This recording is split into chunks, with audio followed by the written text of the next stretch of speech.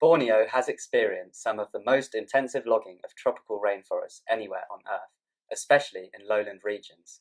Protecting these lowland regions is vital for maintaining biodiversity, as they harbour half of Borneo's endemic bird species and over a third of the endemic mammals.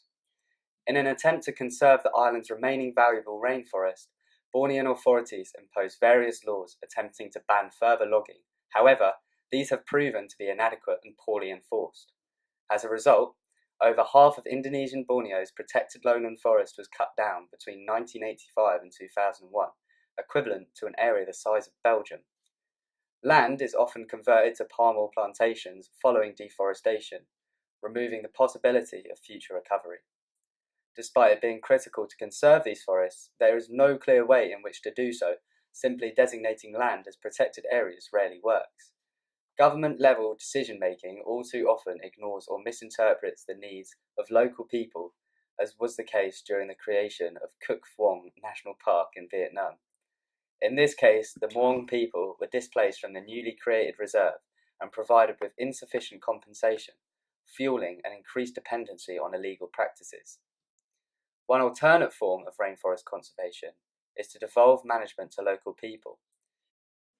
The Tane Olen holds great cultural and environmental value for both the Dayak people and Borneo's biodiversity as a whole. In addition to housing a multitude of endemic species, the forest is vital to supporting the livelihoods of the Setulang villagers.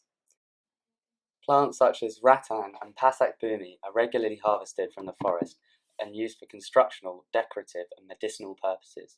Some ungulates, such as deer and pigs, are also hunted in the Tane Olen, providing the villagers with a reliable, protein-rich source of food. This usage is considered sustainable, as the large trees are not felled and would only be used in times of crisis.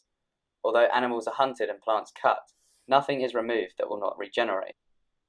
While no-take reserves may be more protective, the locals' interaction with the Tane Olen allows both conservation and subsistence to coexist, which in this instance appears to work well.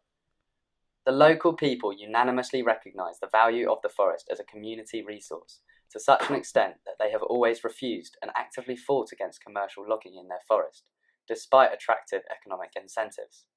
Sadly, the vast majority of other villages in North Kalimantan have already lost their community forests in exchange for cash. Although attractive at first, these decisions are often regretted. The loss of an intact forest system increases villagers' reliance on outsourced products and impacts local hydrology. Whilst the management of the Tane Olen is by no means perfect, Setulang's approach represents a feasible compromise which allows for conservation of tropical forests while fulfilling the needs of local communities.